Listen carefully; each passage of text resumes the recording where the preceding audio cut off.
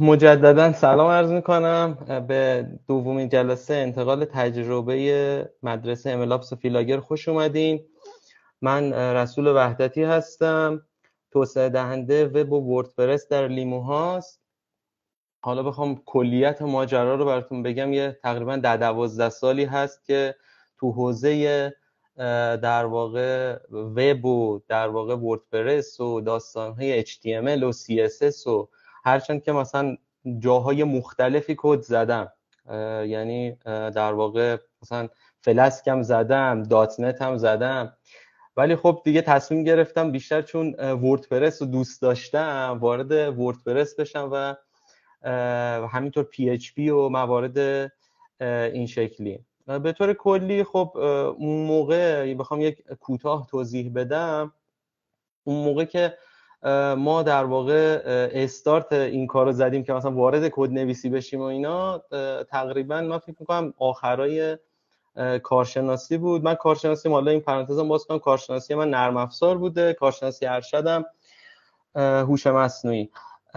اون موقع که میخواستم استارت بزنم دنبال این بودم، خب اون موقع خیلی مرسوم نبود که مثلا وب اپ داشته باشیم و اینا. بعد مثلا دنبال این بودم، گفتم یه چیزی ما باید مثلا بالاخره داشته باشیم که بتونیم ران کنیم مثلا توی همه محیط ها، موبایل، نمیدونم دسکتاپ، همه جا مثلا بتونه یه خروجی بگیره. بهترین چیزی که به ذهنم رسید گفتم وبسایته. خب پس بهترین حالت اینه که برم سمت وب که بتونم مثلا یک در واقع حالا سایتی، نرم افزار تحت وبی چیزی بیارم که تو همه سیستم ران بشه. مثل الان نبود که ما وب اپ داشته باشیم، مثلا چیزی که تو آیفون داریم تو در واقع با وب اپ بیاد بالا و نیازی به نصب نباشه. و حتی اون موقع هم چیزی خبری از مثلا واکنش گرایی و رسپانسیو و موارد این شکلی اصلا کلا نبود.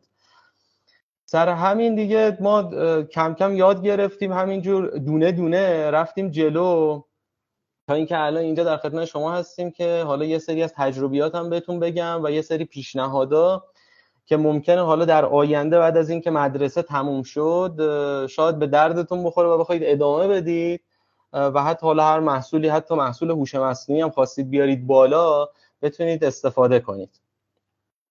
خب ببینید، ما کلا حالا یعنی اون اسلایدی که میخوام براتون توضیح بدم در واقع تو 6 تا مرحله است. یه پیش زمینه است، یه فرانت اند، یه بک اند، یه سی ام اس، یه SEO، یه بوت استرپ. هر کدوم از اینا کلی جلسه، کلی در واقع میشه گفتش که خیلی، یعنی اصلا کلا یه دوره‌ای میشه براشون برگزار کرد، ولی من سعی کردم مثلا خلاصه براتون توضیح بدم که بتونید هر کدوم رو دوست داشتید انتخاب کنید. خب همونطور که استاد علی پور توضیح دادن، ما یک بخش فرانت داریم، یه بخش بک داریم. اون چیزهایی که کلا از دید کاربر پنهانه ما بهشون میگیم بک اند. حالا شامل چیه؟ عملکرد فایل سیستم، دیتابیس، سرور و یه سری از بخشا هم که خب مثلا کاربر میبینه به طور کلی و خیلی راحت مشخصه، ما بهش میگیم فرانت اند، شامل HTML، CSS، جاوا اسکریپت. و همین موضوع باعث شده 2 تا رشته شغل به وجود بیاد تحت عنوان فرانت اند دیولپر و بک اند دیولپر، که اونایی که مثلا تو حوزه بک اند کار میکنن کلا اصلا به ظاهر کاری ندارن، تمام سرویس ها رو مینویسن، سرویس های ارتباط با دیتابیس، سرویس های فایل ها و مواردی که حالا تو این سیستم موجوده. فرانت اند دیولپر نه، کلا به ظاهر کار دارن. توی فرانت اند دیولپر ما HTML داریم، CSS داریم، جاوا اسکریپت داریم که حالا هر کدوم از اینا توضیح میدیم. یه نکته ای هم هست که فرانت اند دیولپر اکثرا یاد میگیرن، اونم حالا البته اینم بگم که گرافیست ها هم تو همین حوزه میتونن قرار بگیرن، به خاطر اینکه فرانت اند دیولپر ها حداقل باید کار با نرم افزاری مثلا فیگما، مثلا ادوبی ایکس دی، اسکچ، اینا رو بلد باشن که اینا در واقع نرم افزاری هستن که یک طراح میاد توشون طراحی میکنه، دگمه ها، نمیدونم هدر، فوتر، همه چیزو توش در نظر میگیره و همه اینا رو که اوکی کرد، در نهایت اون فرانت اند دیولپر میاد بر اساس اونا پیاده سازی میکنه. که اینجا باز اینجا من یه پرانتز باز کنم، اون زمان که ما کار میکردیم فتوشاپ بود. فتوشاپ هم مثلا ما میرفتیم دونه دونه میزدیم، اونقدر هم دقیق در نمیومد.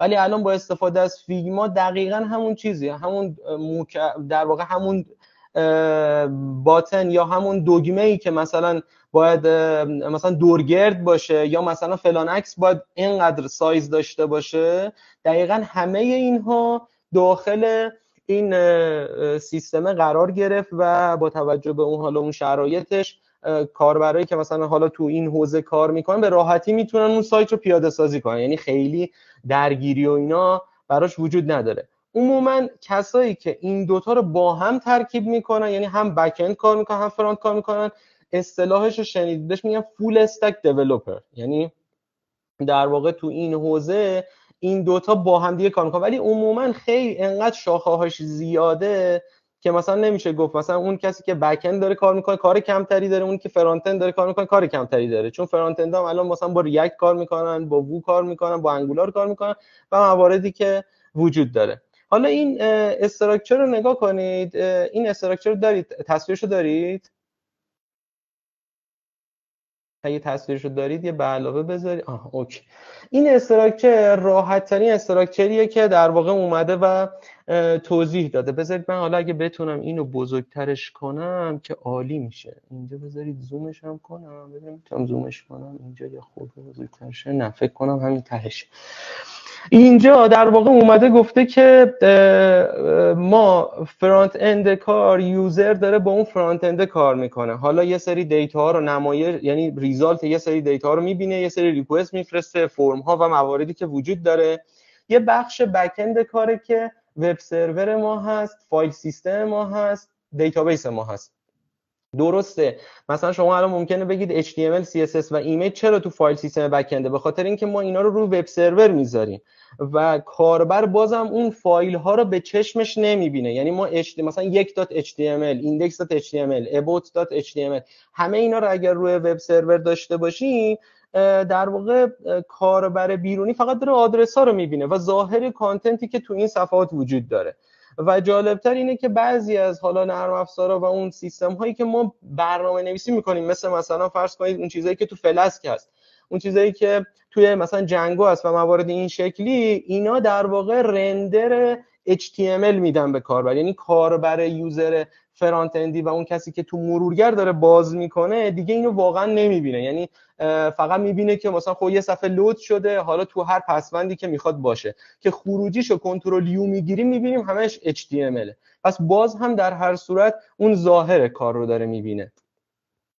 خب اگر بخوایم بازتر کنیم این ماجرا رو، کلا بخش قابل مشاهده در هر وبسایت یا نرم افزاری قدیم کلا 3 تا پارت اصلی داشت: HTML، CSS و JS. یعنی با این می اومدن کار میکنن. JS رو مثلا برای بعضی از جا انیمیشن استفاده میکنن، یا در واقع یه جورایی میشه گفتش که در واقع فرانت کار، یعنی تو فرانت مثلا شما بخواید یک فیلد رو در واقع بیایید مثلا احراز هویت کنید، یه ولیدیشن بزنید برای اون فیلد، اینجا باعث میشد که در واقع بیان از مثلا جاوا اسکریپت استفاده کنن. ولی خب اینا خیلی محدودیت داشتن.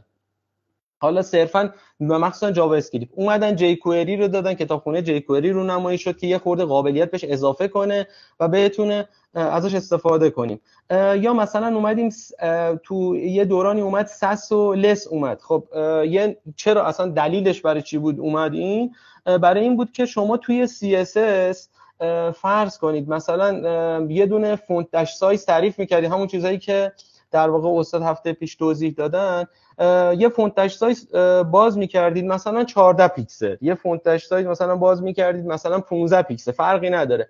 اینو مثلا رو 10 تا تگ اعمال می‌کردید. خب اینجا اگر کارفرما میومد به شما میگفت مثلا این 15 رو بکن 16، باید میرفتید تمام همه جا رو تغییر میدادید و خب این خوب زمان زیادی میگرفت.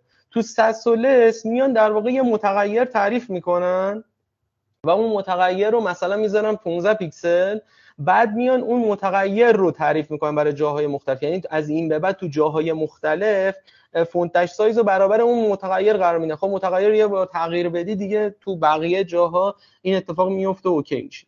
یا مثلا بوت استرپ اومد که خیلی توی واکنش پذیری و واکنش گرایی در واقع توی موبایل ها، تبلت ها خیلی خوب تونست عمل کنه و ساده ترین بود که حالا در انتها توضیح هم میدم براتون. بوت استرپ خیلی ساده است، اونقدر زیاد چیز پیچیده ای نداره. و حالا ریاکت هم که مربوط به در واقع جاوا اسکریپت. به طور کلی اگر بخوایم یک لیستی داشته باشیم از CSS ها، فریم ورک های CSS فاندیشن هست، متریالز هست، تیلویند هست، بوت استرپ هست که عموما فوکوس اون چیزی که الان دارن مثلا فرانت اندیا برای مثلا حالا CSS و موارد مثلا فرانت کار میکنن تیلویند و بوت استرپ، یعنی این دوتا یکی از معروف ترین است. متریالز هم استفاده میکنن ولی من چیزایی که دیدم حالا تو بحث سایت ها، تم ها، اینا بوت استرپ و تیلوینده.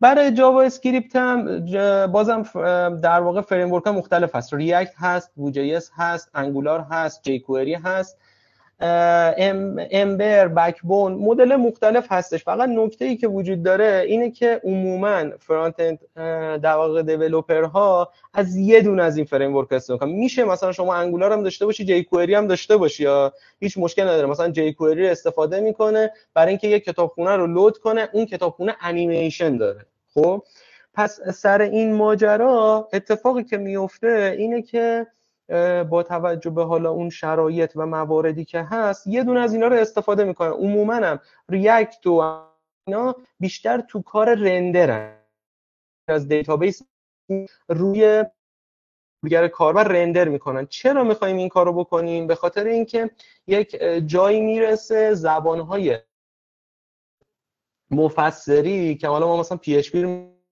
زبانهای حتی کامپایلری مثلا دات نت و مواردی که وجود دارن، در واقع اگر ما اونا رو برای فرانت هم استفاده کنیم بد نیست، فقط ممکنه ریسورس ما رو افزایش بده. اتفاقی که میفته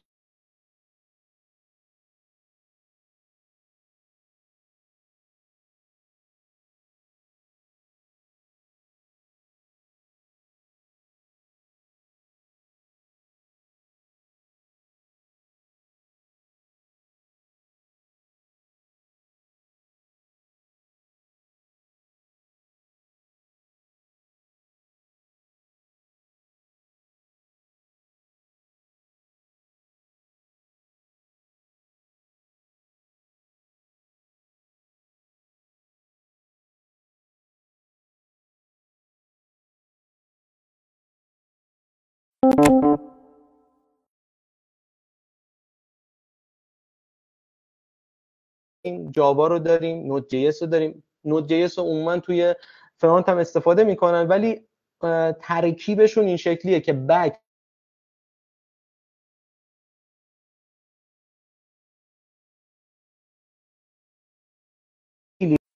کرد، بعد روبی رو داریم، دات نت رو داریم. یعنی مثلا دات نت برای خب میدونین اکثرتون ویژوال استودیو و حالا برای مایکروسافت، اونایی که مثلا سی شارپ کار میکنن تا حدی مثلا دات نت هم کار میکنن. من یادم فکر کنم یکی دو تا تجربه دات نت داشتم مثلا اون دوران فکر کنم کارشناسی بود. من حتی پروژه کارشناسیم هم با دات نت و سی شارپ ترکیبی بود. یعنی با یکی از دوستان بودیم، چون دو نفر بودیم، پروژه به شدت بزرگ بود. یه پروژه در واقع اینطوری بود، سیستم اکانت رو مدیریت میکرد، اکانت اینترنت. مثلا شما میتونستی یک ساعت مثلا مثل اون کارت اینترنت ها بودن یه زمانی استفاده میکردی، میتونستی مثلا یک ساعت مثلا اکانت درست کنی و از یک ساعت کنسل میشد، یعنی اصلا کلا دیسکانکت میشد. حالا این مثلا تو سیستم های مختلف مثلا میشد استفاده کرد.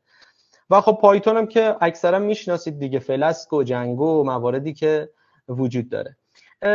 توی این صفحه اگر دقت کنید من تاپ بک اند فریم ورک ها رو آوردم. خب جاوا هست، پایتون هست، جنگو هم هست. مثلا همه اینها تو زبانهای مختلف بهترین فریم ورک ها رو ارائه میدن.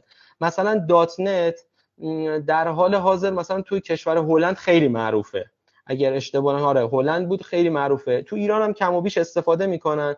دات نت خب چرا کمتر استفاده میشه؟ به خاطر اینکه سرورها میزان اون نگهداری سرورش مشکله. بعد سروراش گرونه، مثلا شما باید لایسنس مایکروسافت رو بگیری بتونی هندل کنی.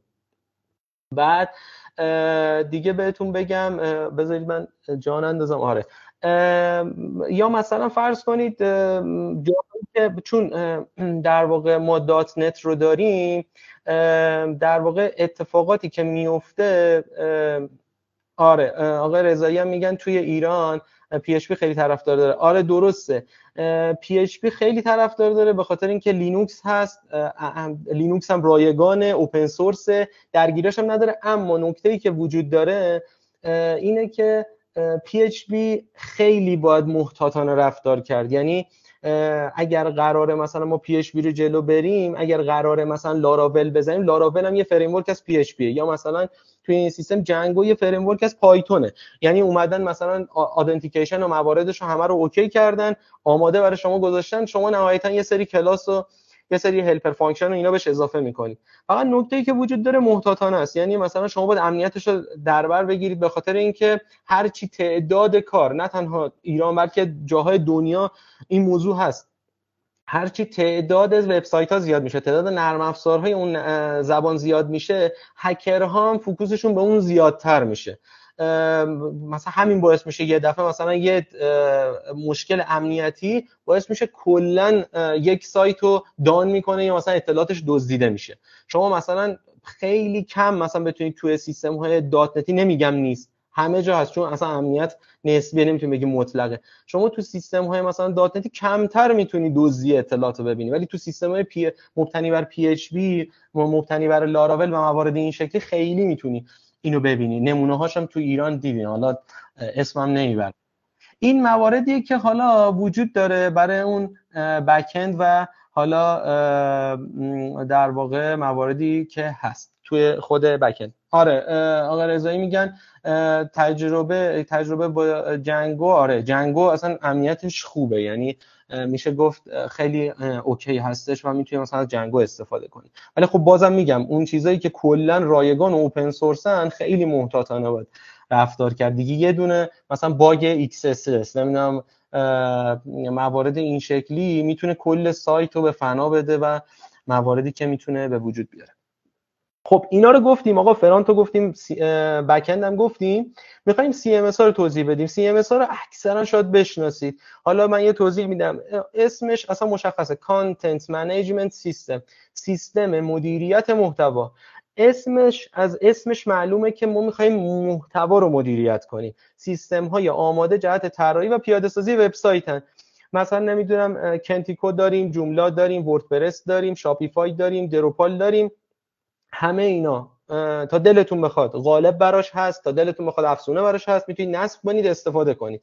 یه زمانی وردپرس که اومده بود، الان وردپرس تقریبا فکر می‌کنم ورژن الان که داریم صحبت می‌کنیم ورژن 6.6.1 هستش، چون آپدیت امنیتی هم میده، ولی خب عموما نسخه اصلی 6.6. اون موقع که مثلا نسخه 2.3 بود اصلا نمیشد باش کار کرد، یعنی در حد یک سیستم ولاگی بود. ولی الان من به جرئت میتونم براتون بگم که من با همین وردپرس سیستم باشگاه مشتریان پیاده سازی کردم، آوردم بالا و همه کار میشه باش کرد. یعنی مثلا شما هر چیزی که مد نظرتون باشه میتونید تو این سیستم مثلا هندل کنید و باش بیارید بالا.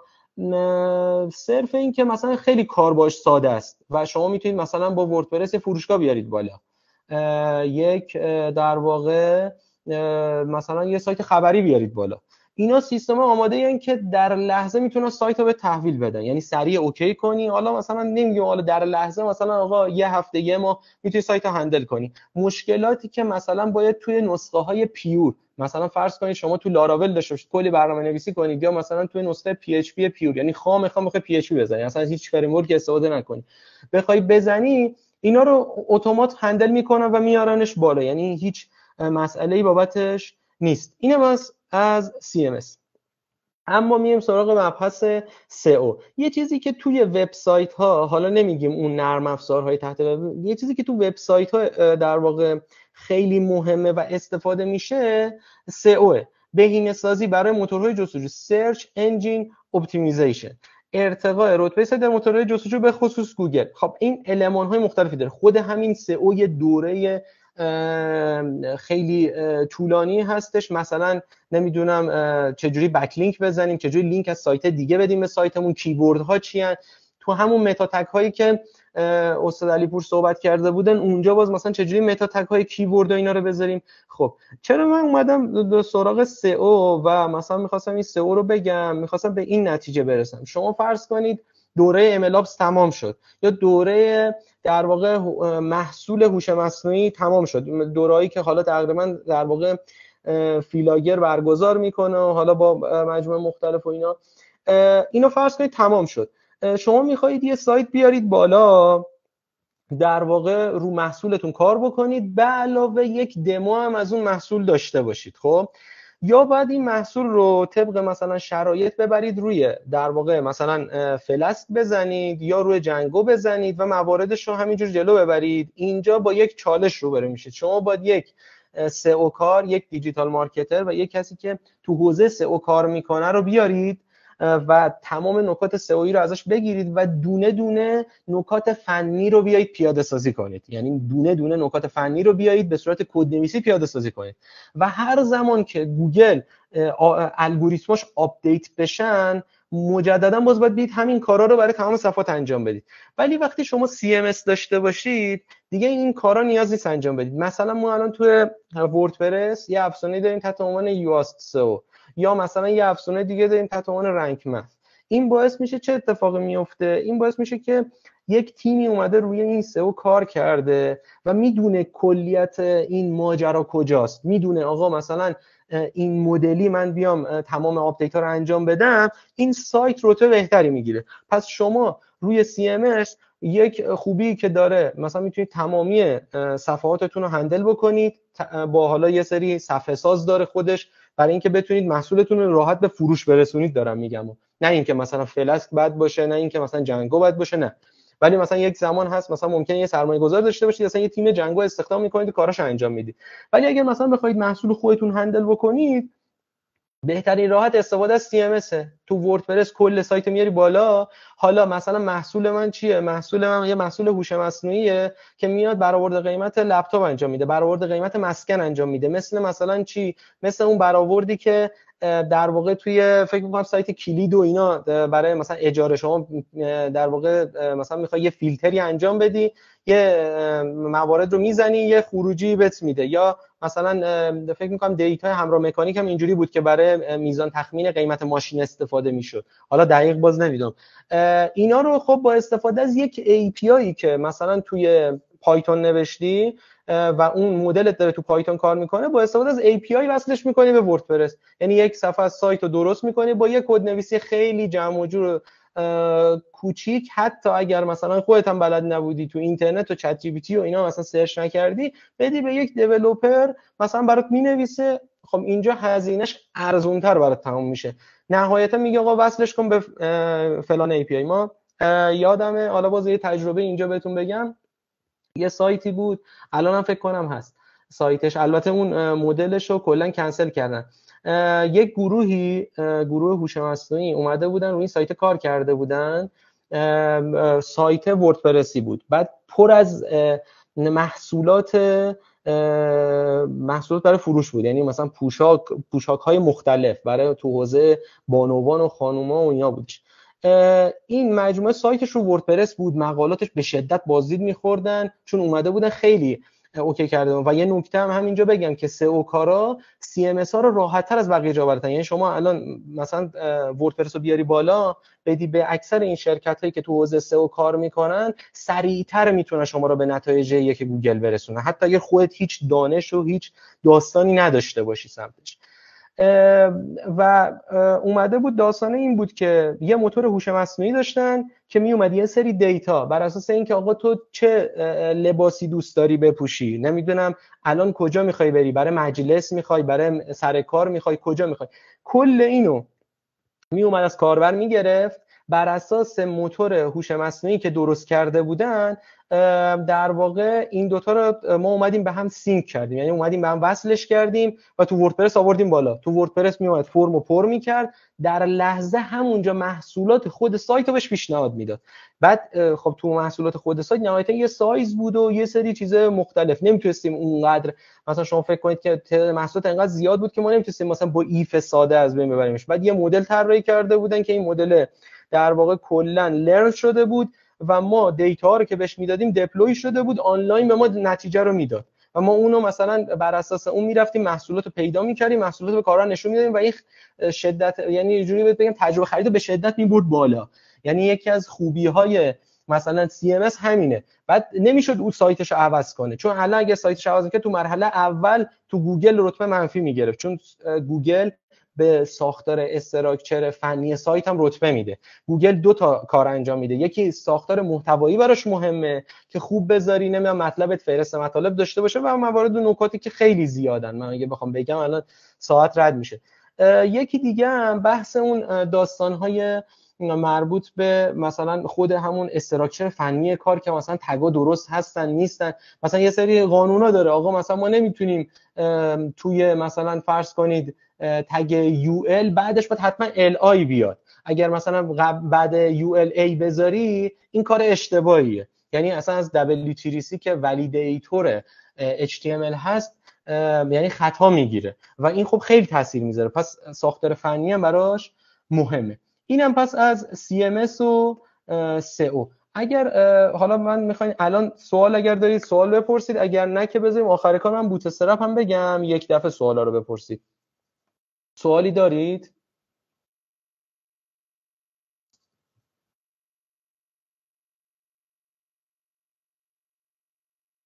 اوکی. خب بریم سراغ بوتسترپ. بوتسترپ یکی از محبوب ترین فریمورک های CSS. نویسندگانش مارک اوتو و جاکوب تورنتون بودن. این دو تا بنده خدا توی توییتر کار میکردن. شما الان احتمالاً برید بزنید توییتر بوتسترپ هم میاد. اینا اومدن اولین بار این فریمورک رو توییتر تست کردن. سال فکر میکنم اولین پلتفرمش سال 19 آگوست 2011 رونمایی شد این بوتسترپ، ولی فکر میکنم اینا از قبلش داشتن روی بوتسترپ تست میکردن، میخواستم رو بوتسترپ کار میکردن و اینو اومدن روی توییتر هم گذاشتن. میخواستم ببینن توییتر در واقع تو حالت گوشی، تو حالت تبلت و تو حالت در واقع دسکتاپ چه شکلی باز میشه. یعنی مثلا ما بیایم یه فریم ورکی رو درست کنیم که این فریم ورک به طور کامل و بدون هیچ مشکلی بتونه راحت کار بکنه. حالا چجوری؟ مثلا اگر مثلا دو تا کلاس تعریف کردیم، نیاییم مثلا برای یه جایی که میخوایم 3 تا ستون تعریف کنیم این 3 تا ستون رو بیاییم مثلا دونه دونه براش کد بزنیم که مثلا بگیم اگر تو فلان سایز بود مثلا برو تو زیر هم نمایش بده، اگر مثلا اگر مثلا 4 تا ستونه توی دسکتاپ 4 ستونه نمایش بده، اگر توی تبلت 2 ستونو بنداز زیرش، یعنی مثلا میشه 2 ردیف دوتایی، اگرم تو موبایل هر 4 تا بیا زیر هم. خب این اگه ما می‌خواستیم کد بنویسیم کلی کد باید می‌نوشتیم. این دو نفر اومدن یه فریم ورک تحت بوتسترپ دادن که همه این کارا رو برای ما راحت تر میکنه. یه مخزن گیت هاب داره که شما میتونید برید کل کداشو ببینید. یه وبسایت رسمی هم داره که بهش میگن get bootstrap. حالا بذارید من الان صفحه منو میبینید؟ الان تبی که باز کردم تب سایت بوتسترپ. خب ببینید توی سایت بوتسترپ در واقع اومده مراحل کار رو توضیح داده. حالا این خود بوتسترپ چرا مثلا اومده CSS هم گذاشته، JS هم گذاشته، برای چه کاری؟ خب مثلا چه داستانی داره؟ الان تو حالت عادی گفته این ایندکس HTML مونه، ولی اگر خواستی بوتسترپ رام بشه باید یه دونه کتابخونه ای از در واقع بوتسترپ min.css رو لود کنی، یه دونه بوتسترپ باندل min.js هم آخرش گذاشته. کلا یه نکته ای رو بگم، توی طراحی وب تمامی اسکریپت های JS اگر به اولویت نباشن، یعنی تو چیزی تو صفحه در حال نمایش نباشه، همه رو ما میبریم انتهای کار، یعنی میبریم بعد همه تگ های بادی اونا رو قرار میدیم، چون اولویت این که کاربر بخواد ببینه نمایش کاره. یعنی ما الان توی مثلا فرض کنید CSS ما هر چیزی که توی هد سایت باشه اول لود میشه، بعدش میره انتها لود میشه. حالا نکته‌ای که وجود داره، این بوت استرپ اومده علاوه بر این که یه سری دیتا ها و یه سری استایل ها رو برای ما اوکی کرده، راحت کرده، یه سری قوانین و یه سری در واقع اینجوری بهتون بگم یه سری المان‌های آماده هم برامون گذاشته. مثل چی؟ مثلا آکاردئون. بذارید من اینجا بهتون نشون بدم آکاردئون رو اگر اشتباه نکنم. آها ببینید مثلا این آکاردئونه. ببینید الان هر کدومش در لحظه یه دونش باز میشه. خب اینو الان مثلا بخوایم بنویسیم کلی کتابخونه هست تو اینترنت. یعنی مثلا یه دونه هستش که CSS رو هندل میکنه، ظاهرش به این شکل در بیاد، یعنی روی این کلیک میکنی فلشش برعکس شه، نمیدونم فلا اینا. یا حتی مثلا این فلش ها رو بعضیا میان فونت آیکون استفاده میکنن، یعنی فونتی که تمام توش آیکون داره.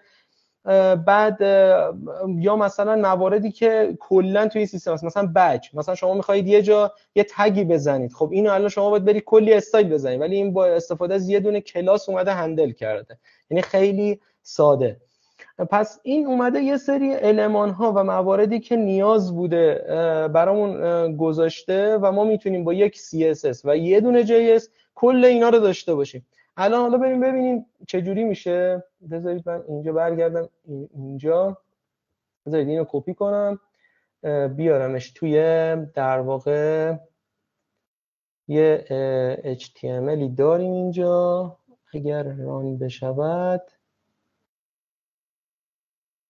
ببینید الان این HTMLی که الان دارید میبینید این الان بوت استرپه. چجوری میتونیم بفهمیم؟ یه کنترل یو که بگیریم در واقع توی همین کنترل یو میاد به ما نشون میده. الان نگاه کنید این در واقع سورسیه که از اون در واقع بوت استرپ است. حالا الان در حال حاضر من اینو بزنم، ببینید کلی کلاس هست که این کلاس ها رو ما اصطلاحاً به این کار میگیم مینیفای. ببینید ما توی یه چیزی داریم به نام CSS مینیفای و JS مینیفای. برای اینکه بهینه کنیم سرعت لود بره بالا، اونها هم به ما پیشنهاد میدن که در واقع ما بیایم چیکار کنیم؟ ما بیایم کلاس های CSS رو در واقع فاصله هاشو حذف کنیم. الان ببینید الان اینجا مثلا من میام اینجا میزنم مثلا دات کلاس، اینجا مثلا میزنم فونت داش سایز مثلا 15 پیکس و اینجا مثلا میزنم یه شارپ آیدی هم مثلا میزنم، اینجا میذارم فونت داش سایز مثلا 20 پیکس. حالا یه کالر هم بدیم. حالا مثلا این الان کلاس ماست که تعریفش کردیم و اینا. حالا یه فاصله هم اینجا بدم که مشخص باشه که اینو داخل. خب اینو الان اگر من بیام مینیفایش کنم، ببینید چه شکلی میشه. کل فاصلهش حذف میشه. حالا ممکنه شما بگید خب این که ناخوانه، درسته ناخوانه، ولی نسبت به حالتی که شما اینجا فاصله استفاده میکنی، این فاصله و کاراکترهایی که وجود دارن، مثلا اینجا الان اومده یه شما کاراکتر نه کاراکتر به علاوه یا اینتر خورده یا اینجا یه فاصله خورده. خب داستانی که وجود داره اینه که اینا همش حجم فایل افزایش میدن. بعد بعضن که یه دونه فایل بزرگتر باشه، میبینی وقتی اینجوری مینیفایش میکنی یه دفعه میبینی مثلا 5 کیلوبایت 10 کیلوبایت از فایل کم کرد. خب این 10 کیلوبایت کجا دیده میشه؟ یه دونه مثلا شما 2 تا CSS داشته باشی، مثلا چند تا هم JS داشته باشی، همه اینا رو مینیفای کنی، یه دفعه میبینی در کل صفحه 100 کیلوبایت کمتر شد. هر چقدر خب حجم صفحه کمتر باشه، حالا چه سرعت خوب باشه چه سرعت بد باشه، به طور کلی اون در واقع داستانی که داره تو این سیستم اینه که خب سرعت لودش میره بالاتر دیگه، هم حجم در واقع این رندر کردن این فایل ها برای مرورگر راحت تر میشه. خب یه نکته دیگه هم هست، بذارید من این چیزا رو لود کنم براتون. این چیزش هم ببینید، به اصطلاح در واقع این فایل JS هم ببینید، این فایل JSشه که در واقع کلا اومده 0 تا 100 اینا رو نوشته که تمام انیمیشن های JS رو میتونید داخل این ببینید. حالا اینو من میتونم برعکسش هم انجام بدم. برعکسش میشه آن مینیفای، یعنی مثلا من الان چه این چه اون مثلا هر کدومو بخوام برم بزنم، بذارید ببینم آن مینیفای هم میتونم براتون بزنم. مینیفای JS یه دونه سایت مختلفی هستن، بزنید تو اینترنت میاد. بذارید من ببینم این آنمیفای کنه چجوری میشه. آها اوکی. خب اینو ببینید، این سایت آنمینیفای من کل اون داستانی که بهش دادم اینا کنید کلا یه خطه، همینجور ادامه داره، یعنی عجیب غریب اومدن نوشتن. آنمینیفای رو که میزنم ببینید چی میشه. این چند خط شد 3241 خط. حالا خط آخرین در نظر این 3241 خط و این همین مثلا خب خیلی کم میکنه از حجمش. این چقدر فاصله داره. خب این مثلا تو رفتگی ها همه اینا رو باید داخل در واقع تو رفتگی ها رو باید انجام بده تا قابلیت خواناییش حفظ بشه برای نفر بعدی، برای برنامه نویس بعدی در واقع بتونه اینو هندل بکنه. یه نکته دیگه هم بگم، شاید اینجا بگید خب مثلا کتابخونه‌اش پس چی شد و اینا. ببینید کلا ما یه چیزی داریم به نام CDN. تمام اون کتابخونه‌ها و CSS ها و JS ها روی سری سرورها تو دنیا قرار میگیرن، تو کل دنیا. یعنی مثلا الان این CDN که داره باز میشه، ممکنه مثلا این سرور من داره از ترکیه باز میشه، داره از مثلا داخل کشور، اصلا داره از همین تهران باز میشه، داره از مثلا مشهد باز میشه. نزدیکترین درخواست از در واقع مرورگر به نزدیکترین سروره، یعنی کاربر وقتی اینو درخواست میده، این CDN مثلا فرض کنید این فایل CSS تو کل دنیا تو بیش از مثلا 500 تا سرور هست. اون کسی که هلند باز میکنه ممکنه همین CDN CSS رو تو هلند ببینه. منی که دارم اینجا باز میکنم از همینجا دارم میبینم. خب و این باعث میشه سرعت لود به شدت افزایش پیدا کنه. به خاطر همین خود بوتسترپ هم میگه که بیا چیکار کن، بیا از CDN استفاده کن. این همون نکته CDN. حالا بذارید من این کتابخونه‌اشو که داریم یه دونه تیبل هم ران کنم براتون. بذارید من اینجا ببینم که توی این بازم این سفر هم شما هم ببینید. کلا مثلا یه نمونهش مودالو مثلا با استفاده از در واقع HTML یا همون CSS و جاوا اسکریپت. یعنی اگه جاوا اسکریپت و جی کوئری نباشه، ببین الان کدی هم که مثلا نوشته با جاوا اسکریپت اگه نباشه اصلا کار نمیکنه. خب این مودالا رو چجوری اومده نوشته؟ این عملیاتی که داره برای اینکه لود بشه رو با استفاده از جاوا اسکریپت نوشته. این شکلیه نمایش میده. حالا اینجا اگر من داشتهشو نکنید این شکلی میشه. این الان مدلشه که یه دونه باتن داره، یه دونه هم دایو داره. فکر کنم این الان من کپی کنم بیارم توی کد هام بذارم و شما میتونید راحت ببینید. من بذارید من توی وی اس کد من دیگه باز شی رو دستکاری نکنم. اینجا هم بذارید من یه رفرش کنم. خب الان نگاه کنید. الان این لانچ دمو مدل رو میزنی قشنگ باز میشه. حالا سیو، مثلا سیو رو شما میتونید یه عملیاتی روش انجام بدید، یا مثلا کلوز رو میزنی میتونید کلوز رو ببندی. الان من اگر مجددا یه کنترل یو بگیرم اینجا میتونید کداش هم ببینید، همون کداییه که اونجا بود. یعنی من هیچ کار خاصی نکردم. یعنی میخوام بهتون بگم ببینید کار با بوتسترپ چقدر ساده است که حالا مثلا این لانچ دمو مدل شما میتونید اسمش رو عوض کنید. یا مثلا فلسکو که یاد بگیریم، داستانی که وجود داره اینه که مثلا شما میتونید از طریق همون اپ دات روت و مواردی که وجود داره بهش بگید آقا این سفر رو برای من رندر کن، به جای این لانچ دمو مودال مثلا بنویس دپلوی ای آی یا مثلا یه چیز دیگه بنویس. بعد همه این تایتل ها رو میتونید عوض کنید. یا مثلا این کتابخونه ها رو، حالا این کتابخونه 53 هست. من اینجا یه دونه اینجا نگاه کنید ورژن 2.3 هم داره، ورژن 3.4 هم داره، ولی عموما در حال حاضر ورژن 5 استفاده کنید، چون تو ورژن 5 دقیقاً هر آن چیزی که توی CSS ها و فلکس باکس ها و همه این موارد در واقع اومده و استفاده شده توی این 5.3 هست. اگر مثلا من 4.6 رو که بزنم مثلا کلا زمین تا آسمون عوض میشه. یعنی مثلا یه سری از چیزاش اصلا نیست. ببینید یه سری جاها نکاتی که وجود داره اینه که یه سری جاها مثلا تیبلاش هیچ فرقی نمیکنه، ولی اون کلاسایی که مثلا برای در واقع ریسپانسیو میخواد استفاده کنه یه سری بهینه تر شده. این اون داستانیه که مثلا توی در واقع نسخه 4.6 استفاده میشه. یه مورد دیگه من دیدم، اینم بهتون بگم. بذارید من ببینم کجاست که من دیگه صحبت‌های پایانیه من ببینم که اینجا بذارید من یه نگاه بندازم ببینم این کالم ها رو.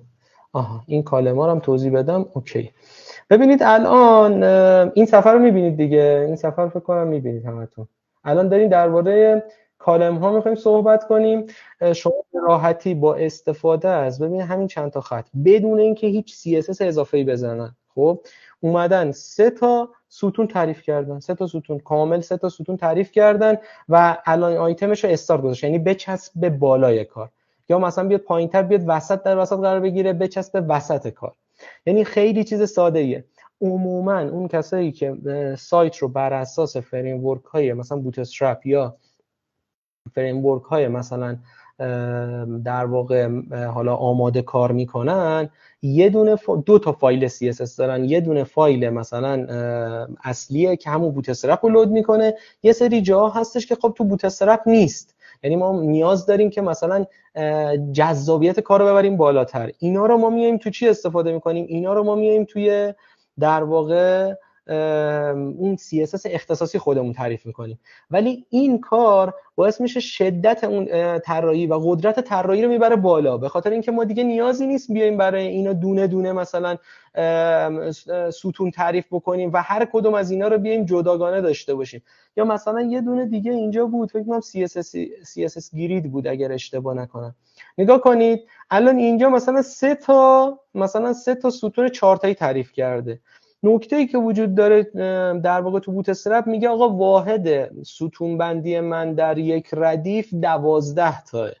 حالا مثلا شما میتونید 3 تا 4 تا تعریف کنید، مجموعاً 12 یعنی شما ضریبی در نظر بگیرید، شما میتونید یه دونه 5 تا در نظر بگیرید، یه دونه 7 تا، یعنی مجموع اون ستون هایی که داری در نظر میگیری باید 12 تا بشه، یه دونه 5 تا، یه دونه 7 تا، یا مثلا یه دونه در واقع مثلا 8 تا، یه دونه مثلا 4 تا، یا مثلا یه دونه 9 تا، یه دونه 3 تا. کلا باید بر مبنایی که ساخته، مبنای در واقع مبنای 12 هست، یعنی مثلا مجموعش مجموعه 12 است.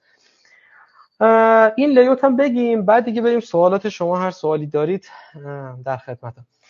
کلا توی بریک پوینت هایی که خود بوت استرپ تعریف میکنه، توی نسخه 5 نسخه های پایین ترش فرق میکنه. تو نسخه 5 6 تا کلاس تعریف میکنه. خب این 6 تا کلاس شامل اکسترا اسمال که خودش گفته دایمنشنش کمتر از 576، اسمال بزرگتر مساوی 576، مدیوم در واقع بزرگتر از 768 که تقریبا میشه گفتش که تا قبل این مثلا بین این دوتا مثلا تقریبا میشه گفتش که میشه در واقع تبلت اگر اشتباه نکنم. لارج رو داریم، اکسترا لارج رو داریم، یعنی شما میتونی مثلا تا صفحه های رتینا که تقریبا میشه گفت بهترین صفحه ها هستن و بهترین رزولوشن رو دارن و مربوط در واقع سیستم های اپلیه، میتونی مثلا تا این رنج رو داشته باشی. حالا این چه داستانی داره؟ داستان همون داستانی داره که من براتون توضیح دادم، یعنی گفتم آقا مثلا اگر شما میتونی تنظیم کنی بگی آقا اگر با یک کلاس تنظیم کنی بگی آقا اگر اسمال بود مثلا همه رو بنداز زیر هم، اگر مدیوم بود همه رو بنداز مثلا کنار هم، یا مثلا اگر تبلت بود، این خودش میفهمه. الان ما در حالت عادی، بذارید من این چیزو بیارم براتون توی در واقع همینه. ببینید توی WTD اسکولز که برید در واقع توی مباحث مثلا CSS و حالا مثلا این فکر میکنم آره دیگه CSS دیگه آره CSS properties یه بخشی داره تحت عنوان @sign media only screen and max width 678. یعنی چی؟ یعنی مثلا الان من ترایت سلف هم که بزنم، این یعنی این که اگر سایز من مثلا سایزی که دارم کوچیکتر از، یعنی ماکسیمومش به 600 پیکسل رسید، یعنی کوچیکتر از 600 پیکسل، وقتی میگیم ماکس داش ویدث مثلا 600 پیکسل یعنی کوچیکتر از این مقدار، این چیزی که من میخوام انجام بده که یه دونه آکولاد باز یا آکولاد بسته و داخلش بادی بزن. خب ولی اینا رو مثلا حالا تو یه سری از این رنجا رو خیلی راحت با در واقع بوت استرپ میشه با یک کلاس اد کردن میتونیم اضافه کنیم. الان بذارید من اینجا ببینم این یکی اگر اشتباه نکنم، خب اوکی.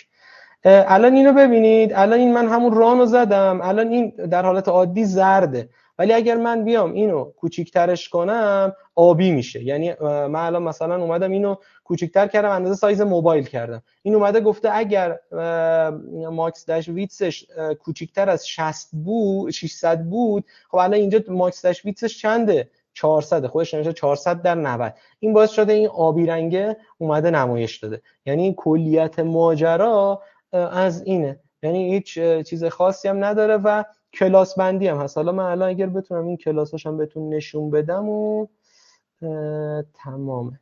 بذارید من اینجا نگاه کنم ببینم CSS گرید. آها، ببینید الان توی ریسپانسیو یه زده جی کل 6 جی کل MD 4. یعنی چی؟ یعنی اگر مثلا میدل دسکتاپ شد 3 تا رو کنار هم نشون بده، اما اگر کوچیکتر از اون شد بیا جی کل 6 رو در نظر بگیر. عموما نکته‌ای که خود در واقع بوتسترپ وجود داره، وقتی جی کل MD 4 میزنم و دیگه LG و اینا رو که تعریف نمی‌کنم، اتومات خودش این جی کل MD 4 رو برای اکسترا لارج و لارج و همه اینا به بالا در نظر میگیره. ولی اگر کوچیک‌ترش بشه میره سراغ در واقع کلاس‌های کوچیک‌تر از این. یعنی میگه این از میدل به بالاست دیگه. خودش هم اونجا گفت اگه مثلا MD بود بزرگتر از فکر کنم 1200 بود اگه اشتباه نکنم، ببخشید بزرگتر از 900 بود که به بالا دیگه کلا مثلا عدداش، چون عدداش واقعیتش من خودم حفظ نمی‌کنم، همه عددا رو بر اساس اون یه میدل میگیرم و هندل می‌کنم. عموما هم خیلی کلاساش اینجوری نیست که بخوایم همه رو حفظ کنیم و مثلا چیز کنیم. خودم هم بعضی موقع بخوام ببینم میام تو داکیومنتش نگاه میکنم، هم اینجا داکیومنت داره، هم شما توی WT اسکول بری آخرین ورژن بوتسترپ موجوده. امیدوارم از این آموزش و انتقال تجربه و اینا لذت برده باشین. من یه تشکرم بکنم از استاد علیپور که حالا این جلسات رو فراهم کردن، از مهندس حداد در واقع چی میگن توی یک در واقع دوره‌ای هستیم که داریم یه چیزایی رو یاد میگیریم. بچه‌های در واقع برگزاری دوره، مهندس تقوی، مهندس رضایی، مهندس داوودیان و سرکار خانم مهندس صنایع، کلا دوره هم هستیم. گفتم یه تشکری هم بکنم. همیشه سوالی هم داریم ما تو گروه میپرسیم، بچه‌ها میپرسن، همیشه زحمت‌ها به گردن اوناست. حالا این جلسه هم که دیگه گفتیم طوری بشه که یه انتقال تجربی انجام بشه. بذارید من صفحه آخرم شیر کنم و اینم راه ارتباطی منه. اگر مثلا یه موقعی سوالی چیزی داشتید من سعی می‌کنم تو گروه جواب بدم. حالا اگرم باز خواستید در واقع تو پیوی، تو تلگرام، حالا هر جایی در واقع بپرسید من در خدمتتون هستم. حالا باز اگه سوالی چیزی هم هست من الان در خدمتتون هستم.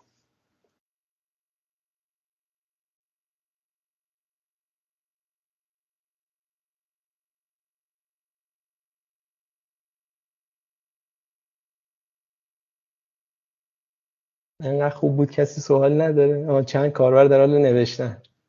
امیدوارم که سوال باشه. خانم طالبی خواهش میکنم، کاری نکردیم. خانم صنعانی خواهش میکنم، کاری نکردیم. سوال بپرسید خدایی. من گفتم سوال میپرسید.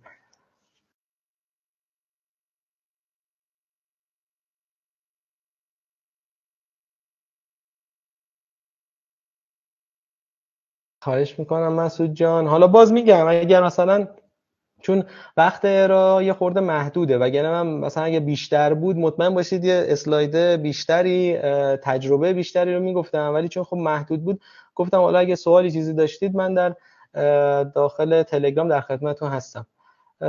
اگر امری نیست باتون خداحافظی میکنم. خانم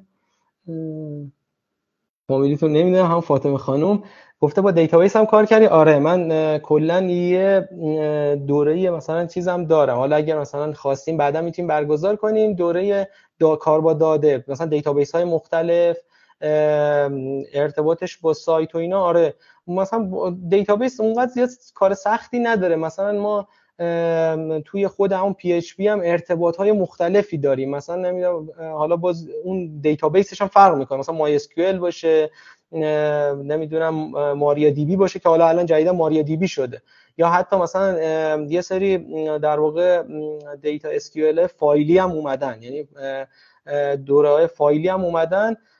ببینید دوره خوب که مثلا نمیشه گفت، چون دیتابیس رو نمیشه گفت مثلا یه دوره خوبه. شما یه دوره SQL رو برید، کل اون کوئری ها رو یاد بگیرید، ارتباطش با دیتابیس تو اینترنت پره، بستگی داره تو کدوم مثلا زبانو، تو کدوم مثلا حالا زبان برنامه نویسی، تو کدوم مثلا حالا فرانتی باشید. مثلا مونگو دی بی که خانم طالبی میگن خوبه، در واقع میگم باز بستگی داره. حالا نمیشه گفت دقیقاً کجا بهتره، یعنی شما اول باید اسکیول کامل یاد بگیرید، یعنی تمام اون حالا دوره هایی که مثلا دارید، حالا مثلا اون کوئریاش چی ان، سلکت، آپدیت، دیلیت، یعنی اینا رو کامل یاد بگیرید، تو هر اسکیول سرور هم باشه میتونید کارتون رو هندل کنید. مثلا ما شده پی اچ پی رو به اسکیول سرور وصل کردیم، ولی خب مثلا چیز درستی نیست که مثلا بخوای پی اچ پی رو با اسکیول سرور هندل کنی. حالا باز دیگه حالا باز اگه دوره ای چیزی بود بهم پیام بدید، من در خدمتتون هستم، اگه بتونم راهنمایی میکنم حتما.